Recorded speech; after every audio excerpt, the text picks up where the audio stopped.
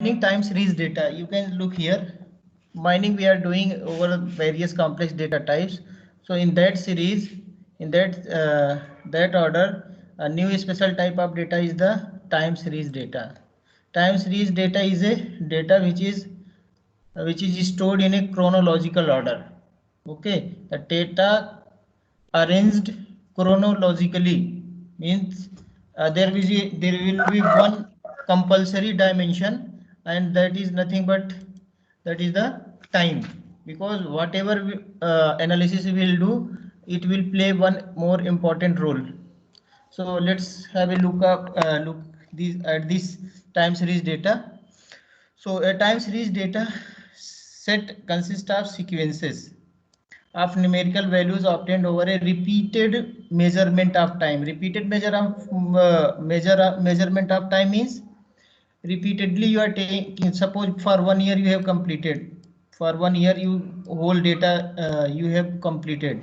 Again next year the same thing you are following. So what you are repeatedly you are recording the data, so that we can do the analysis for a different uh, set of time sequence data.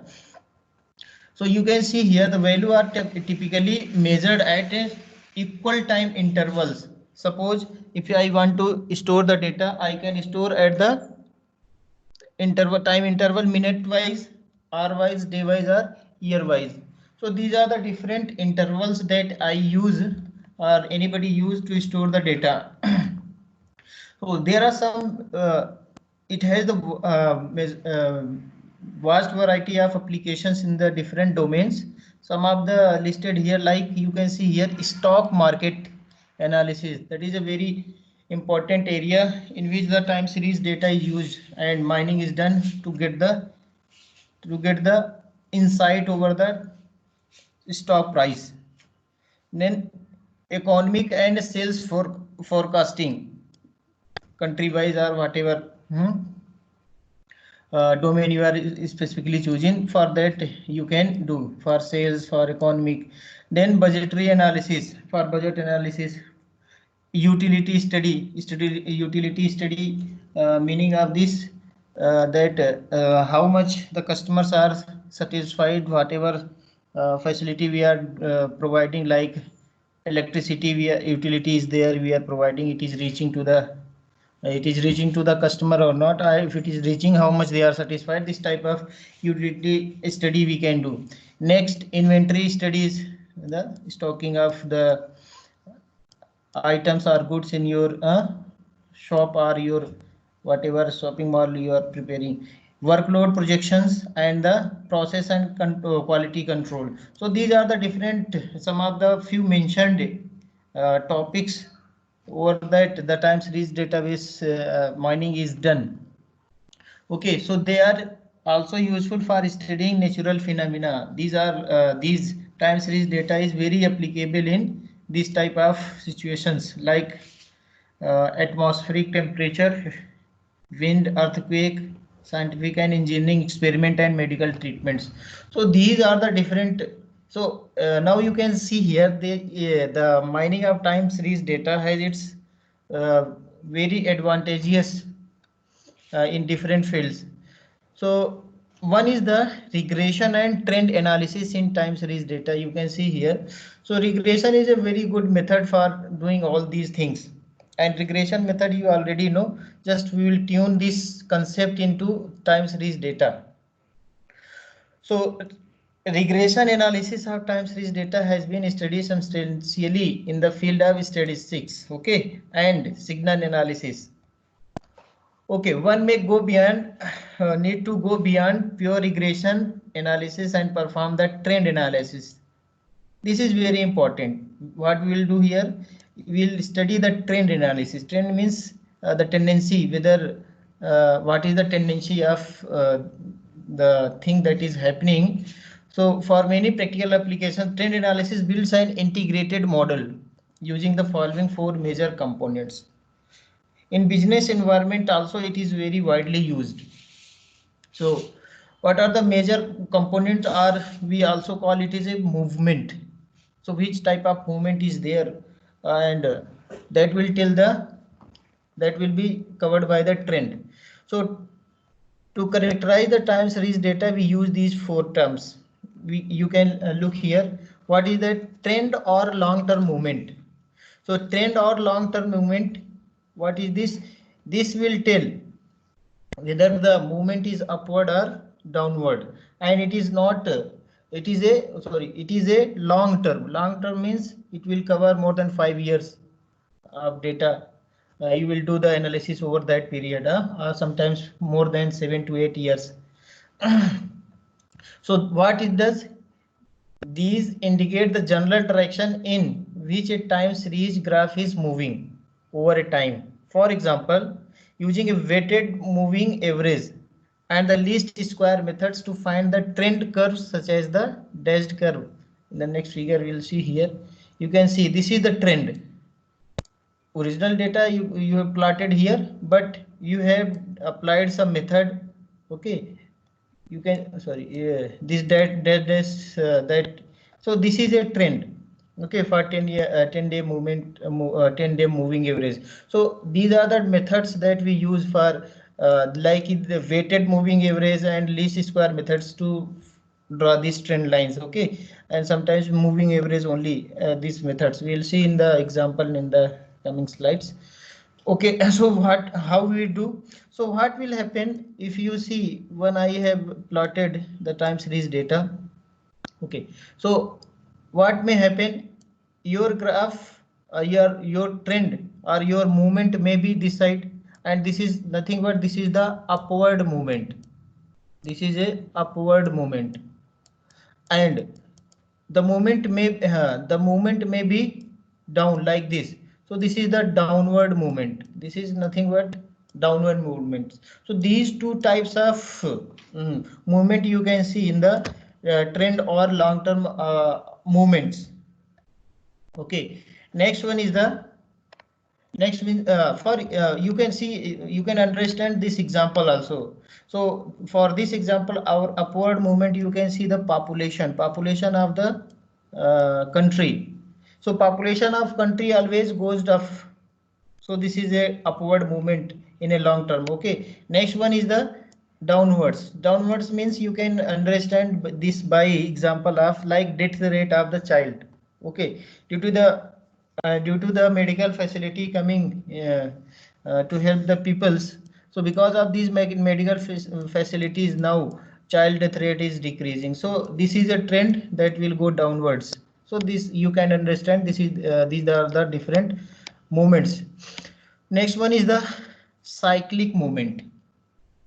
Cyclic movement is also a kind of long-term oscillation about a trend line. So this will be for long time, and it will show cyclic behavior like this one, and this will contain a very long-term movement. It is a long term. Long term means more than 5 years. So here you can look here. So these oscillation, this trend you can watch here, cyclic movement is there from upward to going downwards and then again increasing. So this is a kind of cyclic movement that happens. So you can understand this this time that corona pandemic is running, and we have seen some in social media some viral photos that every 100 years this type of pandemic is coming in the world, like 1820, 1720, 1820, 1920, and this year 2020. So what is this? This is a kind of cyclic, but it is a very long term oscillation. So next one is the seasonal variations. Seasonal variations, as its name suggests, you can understand season. This variation is due to the seasonal effect. So these are nearly identical pattern that time series appears to follow during corresponding season of successive years, such as holiday shopping. You can see here, so holiday shopping season. For effective trend analysis, the data often need to be deseasonalized based on a seasonal index computed by the autocorrelation. Okay. Okay, correlation method we use. Okay, but you understand what is the meaning of seasonal. Suppose winter seasons in India, now we have the different seasons. Like we have the winter season, uh, winter season. After that we have that rainy season comes, rainy season, and what we have this summer season. So based on these Spring seasons, season. what? Yeah. Okay, so these are the Spring seasons. season, sir. Yeah, okay. So what we can, if you are running some shopping complex, so in that what will happen? The purchase, the selling of the different clothes and different items or goods, this will be affected by these seasons.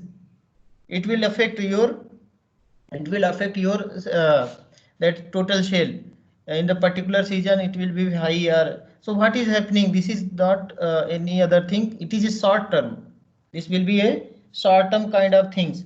Like some festival came in the Deepavali season or any other season, whatever season, whatever festival is celebrated in our side or some other side. So what happens in that, some items selling becomes very high. Like some festival came, sweets start, people start buying uh, in a large amount. So what is that? So these are the nothing but the seasonal effect. These are the seasonal effect that happens. So this trend we analyze. So if we find the trend that okay, due to this effect we are getting this sale, we can plan next year. Okay, next one is the random movement. Okay, so this random movement is is all random movement, or we can't we can also say it is a irregular, unpredictable. Okay, it is unregular. Okay, and it is a non-recurring. So these are the different terms that we use for this one. So what is happening, the changes are not predicted, anytime it comes, anytime we cannot predict why it is happening. Now this time, okay, in some company, in some labor dispute some happens or some strike happens, so this is not predictable, we can't predict this what is happening. Okay, so these are these comes in the random movement. Some other examples also you can say, flood, like flood we cannot predict for flood. Okay, drought also comes, some pandemic, some pandemic came. So what is happening, because these are unexpected things, we can't expect that this will come in the future. So these are the trends that we can see. The four trends are here. Whenever you analyze, whenever you do the analysis, trend analysis in the time series data, or you are dealing with the time series data, you have to remember these four terms, because these terms will help you to draw the inference from the time series data. So once again we can look it, this is a long term, this is also long term, these are the short terms.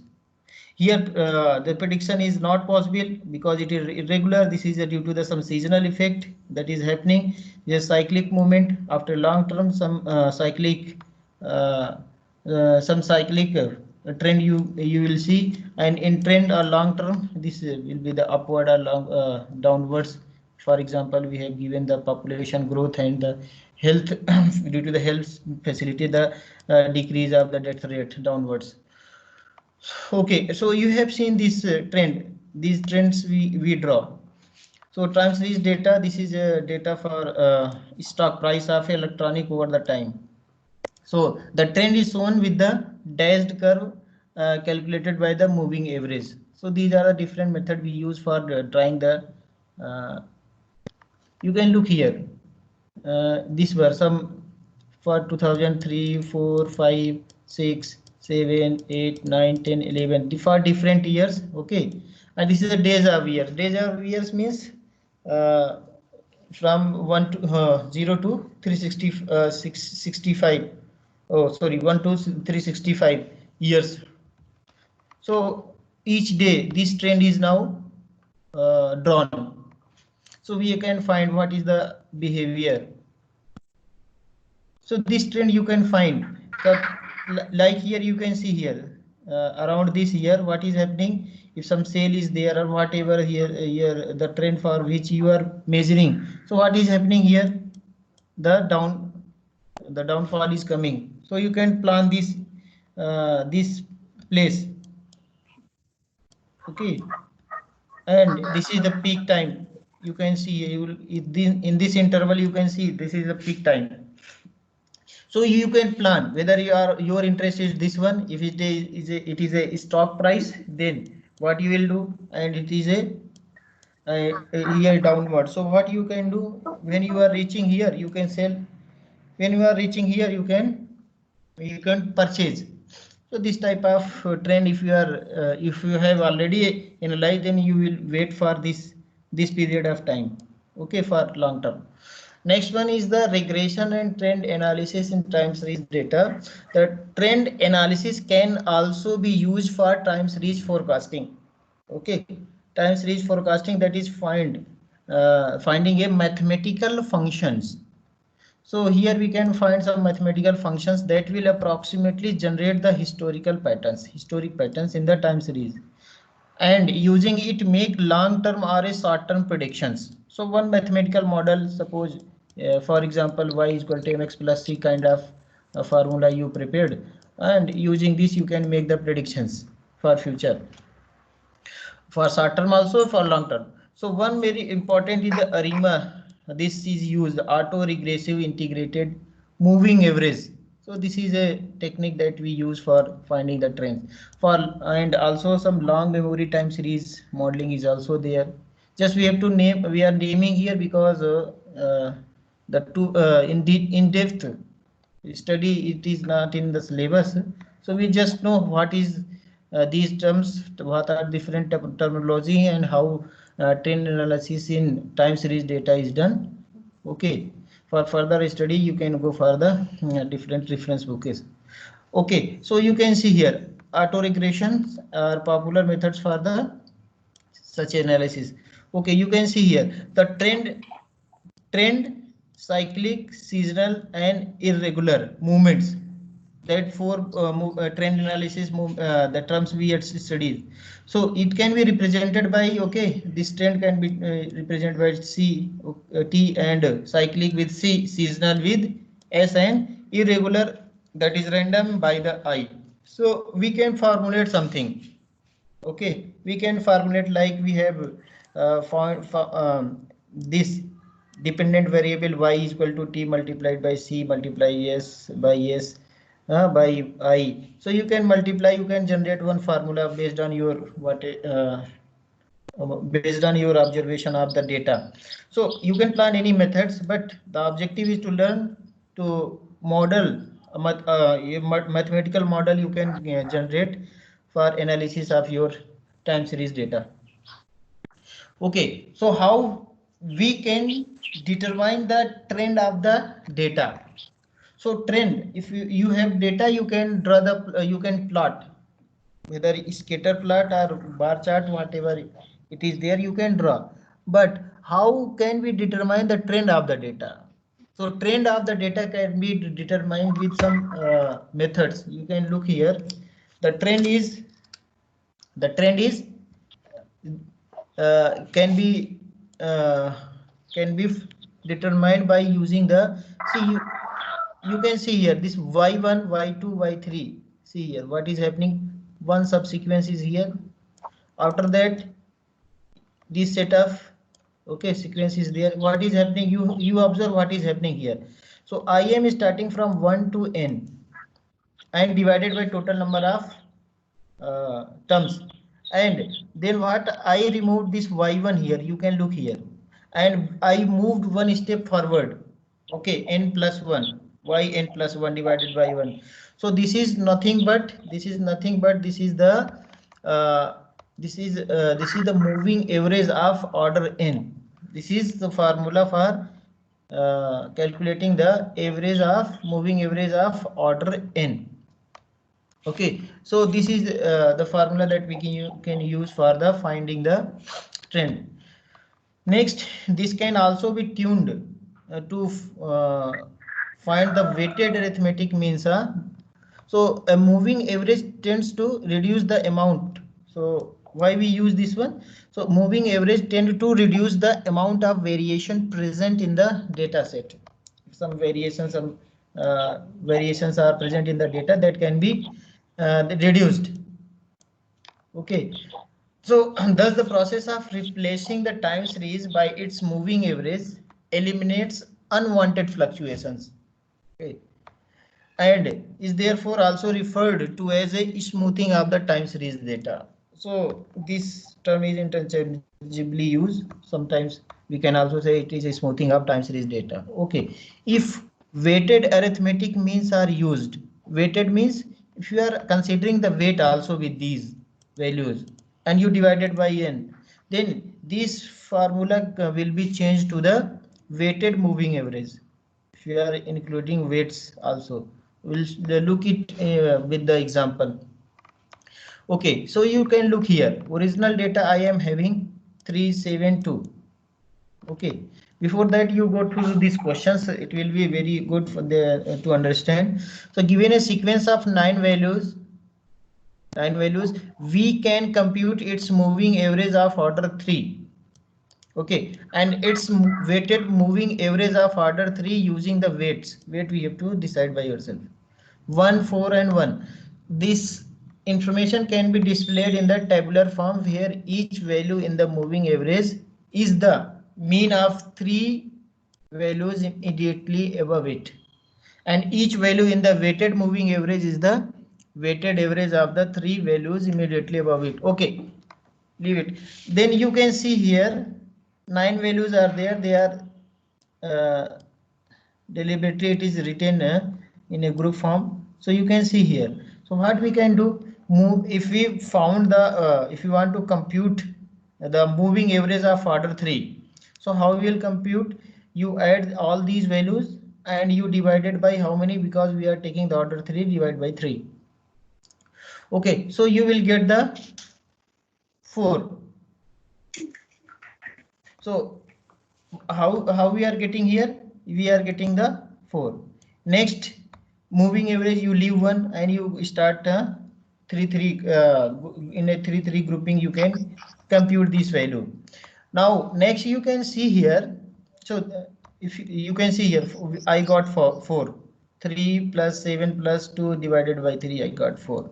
So similarly you can get this moving average of order 3. Next, if you consider the weighted moving average of order 3, then what I have to do? I need to multiply these values with all 3 values in a group. So what is happening? This can be calculated as you can see here, 3, 7 and 2. 3, 7, 2, these are the original value they have taken, and these 1, 4 and 1. So these are the weighted value, and that is being multiplied with individual values, and weighted sum is taken, and after that we have divided by this weight, 1 plus 4 plus 1, whatever weight is there, these 3 we have added and divided, then we are getting the 5.5. So you can see here weighted average moving average value is greater than the this one here. Sometimes it is lesser than. Okay, but they have their own benefits. So this is used uh, for drawing the trends. You can see here. Are there other ways to estimate the trend? Yes, we can do. Manually, you can also do. You can draw the trend. How you can do? You have drawn one chart. It may be the bar chart, that bar chart, or any other scattered chart. So what you can do? You after plotting that, then you can draw a trend line by your hand, means freehand method. You can use freehand method. Okay, so where an approximate curve, please mute yourself. I am getting voice from your side. Everybody check. approximate curve or line is drawn to fit a set of data based on the user's own judgment. This method is costly and barely reliable for any large scale data mining. So it is not very reliable, but still for small data set you can do. Freehand means like here you are looking. I am saying that I can take one freehand curve, the trend I can see here. So upward trend I am seeing here. So I can draw this line freehand. Okay, if very complex data is there, then your freehand, the trend that you are drawing, it may be very complex, and some error may also come. That's why it is not very reliable. Still we can do. So an alternative method. Okay, in this place we have one alternative method, that is the least square method. Least square method we can find the distance between one object and the line you are drawing, and squared up that distance, and then you can add all, then you can find the which one is the minimum. So we can find this one. So where we consider the best fitting curve, see, as the least square curve, that is the curve having the minimum of this one, all the distance, square of the distance for n objects. So where the, okay, this distance you can find, formula is little change. So basically it is here sigma from 1 to n, like this, sigma from n is equal to 1 to n. Okay, d I and square. So you will add for all d1, d2, d3, and you will find this line. So how you will find? You can see here you have to find the deviation or error di, is the difference between the value I of a point xi and yi and the corresponding value. Okay, I will show you with the example. So your trend line will be like this. Now you can see the in the animation what we are doing. We can draw these many lines, like it is moving continuously. So what we are doing? So from this line you can see this, what is this? This is the distance, these are the distance, these are the distance. So what we will do, we will select these distances, and we will take the square of these distances. The line which is having the minimum distance, that will be the best fitting curve or best fitting line for these data sets. Okay, so these all distance will be calculated. Very proper line like I am drawing here will be that which is having the minimum distance from the all of from this object to these lines. So suppose this A1 is there. So what I can do, I can find for line this one DA point is there. I can square what is the distance from the line. Then I can find that DC is there, DC. Then I can find the square. Then DB is there. I can find this, and next one is the DE is there, and this square plus df square. Okay, so what will get, this squared value will get this distance from for one line, for such suppose I am taking for one line this line, for any other line I can draw this line also. So for this I can calculate the this squared error value. So the line which is having the lesser value after this summation, that will be best line or the best fitting curve, and that will be treated as the trend. I hope it is clear. So how we will get this how we will get this one? By calculating the distance from the line.